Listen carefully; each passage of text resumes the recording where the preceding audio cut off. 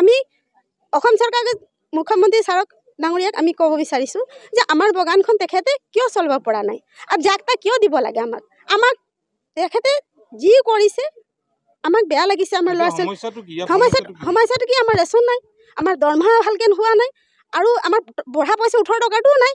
আমি কেনেকৈ চলোঁ? আমাৰ কি পেটত কাপোৰ বান্ধি চলিম নেকি? আমি তেখেতক কওঁ আমি কাপোৰ পেটত বান্ধি চলিম, আমাৰ ল'ৰা ছোৱালী কি খাব? আমি চাহ জনগোষ্ঠী আমাৰ নাম সবেই জানে, আমাৰ চাহ জনগোষ্ঠী। আমি চাহ জনগোষ্ঠী যদি হওঁ আমাৰ চাহ খেতিটো কি হৈছে আৰু আগলৈ কি হ'ব? আমাৰ ভৱিষ্যত কি হ'ব? তেখেতে ক'ব পাৰিবনে আমাৰ কি হ'ব ভৱিষ্যতটো? আমাৰ ল'ৰা ছোৱালী পঢ়া শুনা কৰিবনে পেটতে ভাত খাব? আমি কেনেকৈ চলোঁ? আমাৰ দৰমহাটো ৰেচন দিলে আমাক 4 মাহত 3বাৰ ৰেচন দিছে। সেইটো কিমান?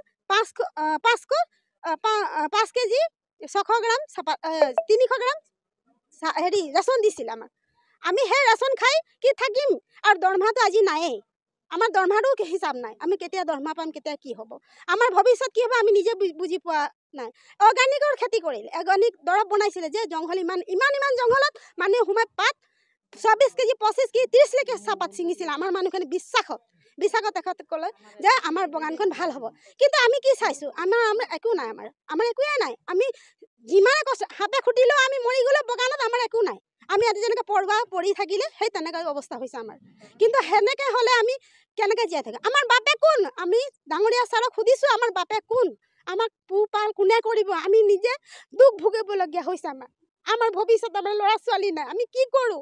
আমাক ক'ত খেদিব বিচাৰিছে তেখেতে? সেইটো জনাব বিচাৰিছে। ইমানেই কৈছোঁ, মই আৰু ক'ব নোৱাৰোঁ।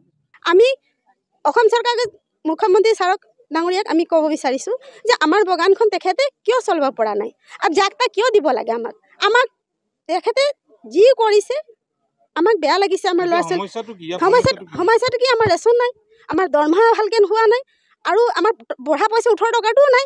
আমি কেনেকৈ চলোঁ? আমাৰ কি পেটত কাপোৰ বান্ধি চলিম নেকি? আমি তেখেতক কওঁ আমি কাপোৰ পেটত বান্ধি চলিম, আমাৰ ল'ৰা ছোৱালী কি খাব? আমি চাহ জনগোষ্ঠী আমাৰ নাম সবেই জানে, আমাৰ চাহ জনগোষ্ঠী। আমি চাহ জনগোষ্ঠী যদি হওঁ আমাৰ চাহ খেতিটো কি হৈছে আৰু আগলৈ কি হ'ব? আমাৰ ভৱিষ্যত কি হ'ব? তেখেতে ক'ব পাৰিবনে আমাৰ কি হ'ব ভৱিষ্যতটো? আমাৰ ল'ৰা ছোৱালী পঢ়া শুনা কৰিবনে পেটতে ভাত খাব? আমি কেনেকৈ চলোঁ? আমাৰ দৰমহাটো ৰেচন দিলে আমাক 4 মাহত 3বাৰ ৰেচন দিছে। সেইটো কিমান? 5 কেজি 600 গ্ৰাম 300 গ্ৰাম ৰেচন দিছিল আমাক। আমি সেই ৰেচন খাই কি থাকিম? আৰু দৰমহাটো আজি নায়েই, আমাৰ দৰমহাৰো হিচাপ নাই। আমি কেতিয়া দৰমহা পাম, কেতিয়া কি হ'ব, আমাৰ ভৱিষ্যত কি হ'ব আমি নিজে বুজি পোৱা নাই। অৰ্গেনিকৰ খেতি কৰিলে, অৰ্গেনিক দৰৱ বনাইছিলে যে জংঘল ইমান জংঘলত মানুহে সোমাই পাত 24 কেজি 25 কেজি 30 লৈকে চাহপাত ছিঙিছিল। আমাৰ মানুহখিনি বিশ্বাসত তেখেতে ক'লে যে আমাৰ বাগানখন ভাল হ'ব। কিন্তু আমি কি চাইছোঁ? আমাৰ একো নাই, আমাৰ একোৱে নাই। আমি যিমানে কষ্ট সাপে খুটিলেও আমি মৰি গ'লে বাগানত আমাৰ একো নাই। আমি আজি যেনেকৈ পৰি থাকিলে সেই তেনেকৈ অৱস্থা হৈছে আমাৰ।